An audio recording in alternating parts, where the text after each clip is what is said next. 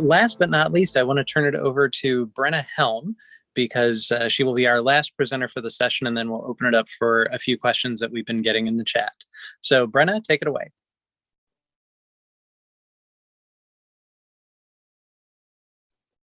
Hi, good afternoon.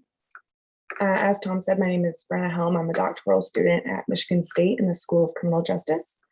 And today I'll be diving into the online subculture of involuntary celibates, who are better known as incels, and discussing how their online community can facilitate harm on the individual level and sustain ongoing engagement within the group despite those harms. So I want to start by briefly going over what it means to be an incel and some of the fundamentals about the group itself, for those who are not familiar with them. One of the first studies to really dive into involuntary celibacy overall, more broadly, was conducted in 2001. And I bring this one up specifically because incels have listed this study and this definition on their wiki page. So it's like a resource info page for them, which is indicating or implying that they have some sort of value in this, that they accept it.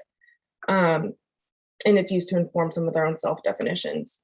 So in addition to this, incels have also self-defined as not only being unable to have or find partners for sexual activity, but also as individuals who desire romantic relationships but are unable to enter them.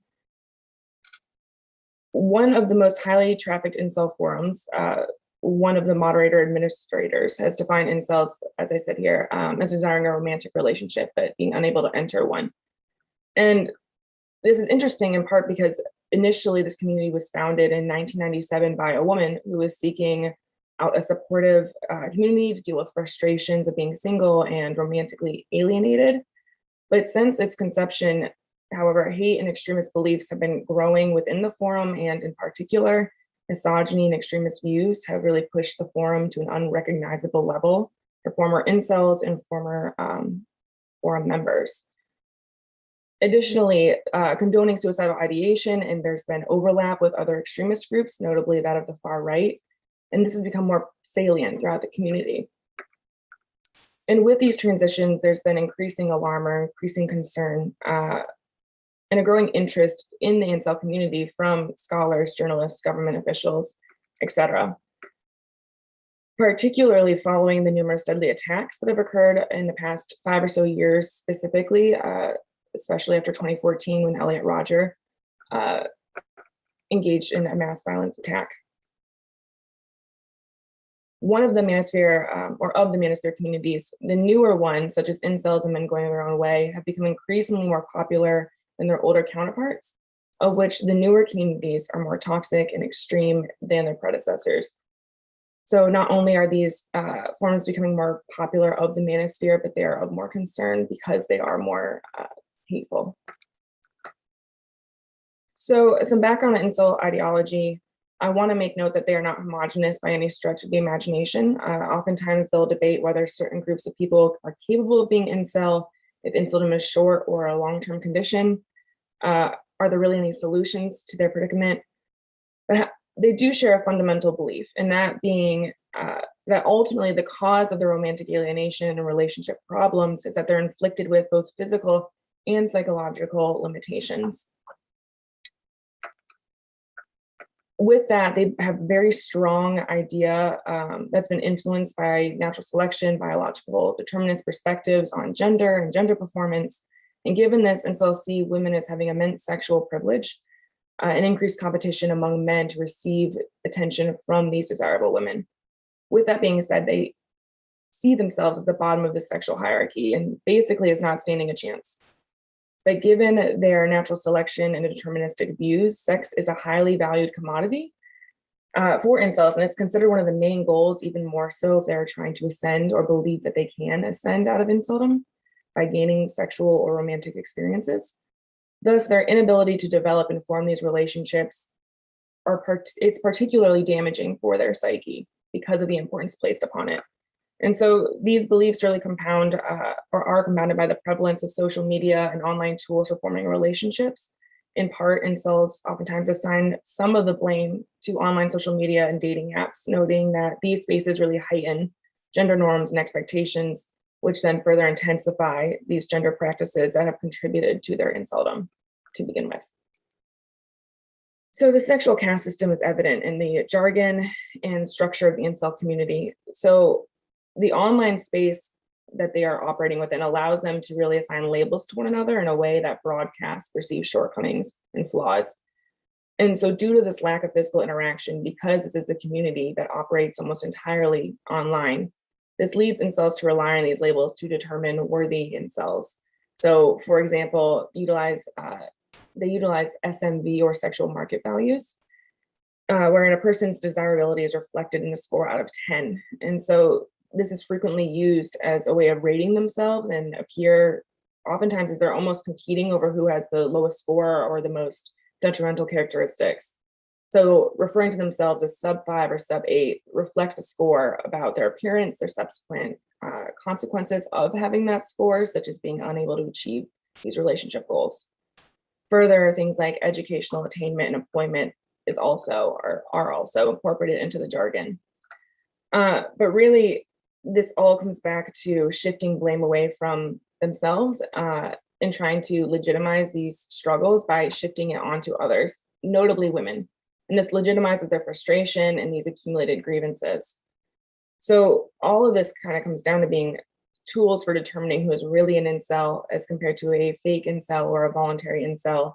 And in this sense, membership, support, and acceptance from their peers really is determined by identifying and embracing these flaws. So becoming an incel, first and foremost, I want to note that incel forums are not overrun by violent extremists, that it's important to note that a lot of users who join these forums are seeking support and social relationships that they may otherwise be lacking. But it's important to note that their inability to achieve sex and relationship goals is reflective of their perceived shortcomings and these lack of future prospects. And that collectively, this emphasis on being quote unquote ugly or mentally unwell within online incel identity formation feeds into this pessimistic and oftentimes even nihilistic worldview. Within these forums, incels will talk about these shared experiences that they do have, despite the homogeneity. So with the shared experiences, there's the potential harm to self-esteem and mental health, particularly because of the importance that individuals place on their membership in the group, particularly because belonging is derived from this enduring sense of hopelessness and self-deprecation. So some of these common themes that you'll see within a forum are experiences with social rejection and isolation. For example, in a survey that was kind of done in-house by incels within the forum, 51% of incels reported having no friends. Another very prominent theme is that of gender strain, precarious masculinity. And this really speaks to the essentialist perspectives that incels hold about gender and gender performance, and specifically how that is important in masculinity and performing their masculinity. Oftentimes they'll talk about missing these developmental milestones or being quote unquote off time. 37% within that in-house survey reported never having kissed anyone. 84% reported never having a romantic relationship. 85% reported never having a sexual relationship. And all of this together accumulates to really feed into this psychological distress that oftentimes they report having before entering the forum, but is then perpetuated by their engagement. So one study discussed the struggles with anxiety and depression and self-care that incels were mentioning and talking about within these forums. In particular, lacking self-care and hygiene practices in extreme cases, not all of them.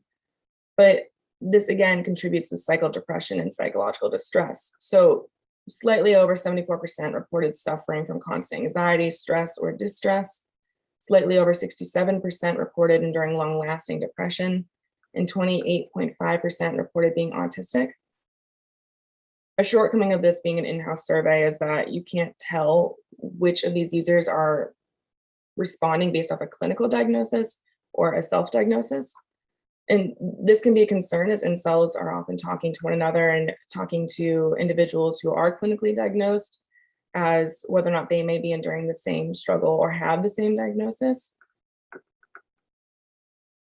But with this being said, the Black pill really becomes a form of liberation or a solution for incels. It allows them to displace this frustration and these struggles they've been having and explain it, legitimize it, and really displacing it onto an external source, other people, broader society, women, the structure of dating and relationships. And in that March 2020 survey that was conducted within the Incel Forum, over 95% believed that the Black pill was an accurate way of describing society. The Black pill being this nihilistic worldview that nothing is going to change, that the actual structure of society is the cause of their inceldom.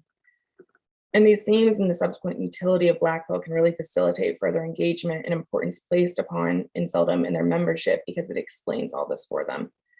As individuals can reflect on their past experiences with a new world perspective that is reiterated and reinforced by incel peers in a forum that's constantly accessible, whether it be their phone, their computer, any of these mediums.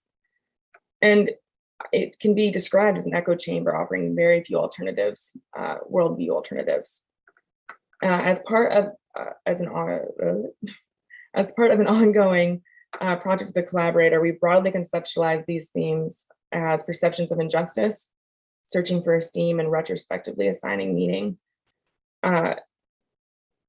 Notably assigning meaning to past experiences as informed by this incel ideology, notably the Black pill. Within these forums, this relief is offered by having a community of peers with shared experiences and worldviews, notably that Black pill ideology, and it reiterates the importance of this community as a source of support and, in a way, relief. Identification as incel in adopting beliefs or attitudes may be a way of combating social isolation by joining this online community. Oftentimes, incels, as the survey response indicated, feel isolated, like they don't have these relationships offline. And despite this online space being a source for support, oftentimes it's really rooted and depends on significant self-deprecation to the extent where others making fun of these traits that they see as shortcomings or are self-conscious of is just as acceptable as them doing it to themselves. It's a way of showing that you belong and that you're a true incel. And so reliance of online spaces for the incel community really contributes to an echo chamber that oftentimes consists of hopelessness and self-loathing, as well as extremist beliefs, and in particular, or of particular concern, suicidal ideation. And this is something that's been spoken on by prior incels or even current incels within things like podcasts. So for example, on Spotify, there's a podcast titled Incel, and oftentimes former incels will come online and talk about this. And so the community has weight for users despite these harms and this proliferation of self-deprecation and this hopelessness. A significant reason being that they can openly discuss being isolated and lonely in their offline realities. And this is a problem that's countered by being part of this community, that they can talk about it and they can feel as though they're being heard. In addition, deviant and even deviant thoughts can be expressed without the judgment that they may experience or expect to receive offline. So for example, one user went on one of those podcasts and said, I would even venture so much as to say that people on incel.co or certain people on co care about me more than my parents do. In addition, users have gone on and said things like they can really voice their opinions online, and when it comes to real life or offline, that's not possible for them, that they feel as though they're being judged. And this even translates to relationships with, for example, therapists, which is very concerning given the effect on mental health that this community can have. Deviant and even violent actions are neutralized or potentially condoned. So online incels can construct this different identity where they can say things that they otherwise wouldn't offline. And many incels discuss their lack of incel identification offline due to stigma, for example. So their online community and persona provides an outlet where consequences for what they're saying don't necessarily follow them offline. as they would the social sanctions in person. But beyond promoting things like in celebrities, as put by Maxwell and colleagues, referring to former violent extremists as saints or turning their names into slogans such as Elliot Rodgers, suicidal ideation is a concern. Suicidal ideation and self-harming behaviors are accepted, if not encouraged, particularly as a form of revenge, getting back at people, showing that they harmed you in such an irreparable way that they have to live with the consequences and that guilt. Terms like rope fuel, sua fuel, and LDAR, which is an acronym for lay down and rot, are used frequently. In one study, they found that 25% of discussion threads in their sample included the phrase "it's over," which is essentially a way of saying that there's no hope and that there's no point to really trying. They've also talked about the right to euthanasia and assisted suicide. They have, in their survey, 68% reported having considered suicide. And again, this often comes back to expressing suicidal ideation and receiving encouragement from their peers, both in terms of the actual act, as well as technical advice. And this is, again, fueled by this Black pill worldview where there's no hope and there's no escape from it. So this is a quote from Moonshot CVE, which is an organization that works on counter-radicalization and disengagement. The quote stating, "This is the end result of the Black pill worldview. Incels' inalterable position leaves them with no option but to commit suicide since they cannot ascend," which is essentially obtaining sexual and romantic relationships. And incels frequently respond to suicidal posts by blaming society, the media, or quote unquote incel hunters, such as this Reddit community are incel tiers, for vilifying them. And so this community really perpetuates many of the same struggles and issues that initially drew incels into their community, but within an online forum consisting of individuals who oftentimes legitimize and perpetuate these struggles and subsequent harmful perspectives.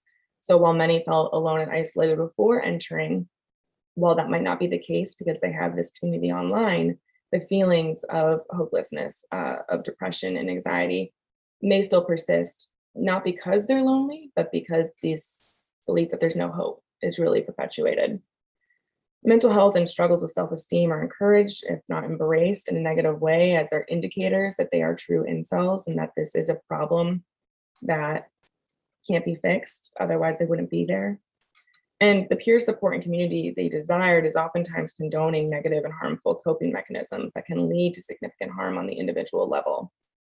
And as a consequence, individuals may be attracted or driven to more extreme or harmful incel ideologies, such as, again, the Black pill, as a source of relief and legitimization. And with that cycle, as it's being formed, where incels continue their engagement in the online community, where insignificant harm, aside from that which occurs against normies or non-incels offline, but really on the individual level, is being facilitated. And so as a group that's reliant on technology and the internet, this community is not only highly accessible, but is incredibly accessible for young men and can be harmful, as over half of the responding users within that in-house survey fell within the age range of 18 to 25, the majority of which were under or at the age of 21 or younger, 18 to 21. And so again, the result of this being that compared to an offline physical community where access to alternative worldviews may be more balanced, this community is constantly accessible to individuals who at times and oftentimes report being isolated otherwise. And so banning incel spaces, however, does not work. Rather, it really drives users from public mainstream spaces such as Reddit to these more fringe online spaces that are dedicated to inceldom. And so future research examining these factors and obstacles to incel disengagement would be very beneficial, such as looking at how mental health and lower levels of self-esteem affect disengagement and their propensity to disengage. And so this would be beneficial for developing intervention tactics and strategies. Similar work has been done in terrorism studies, but not incels in particular. They've been explored much less. And so identifying alternatives to inceldom or intervening mechanisms that can work within forums or alongside forum engagement would be a very useful next step. And with that being said, I look forward to questions and thoughts.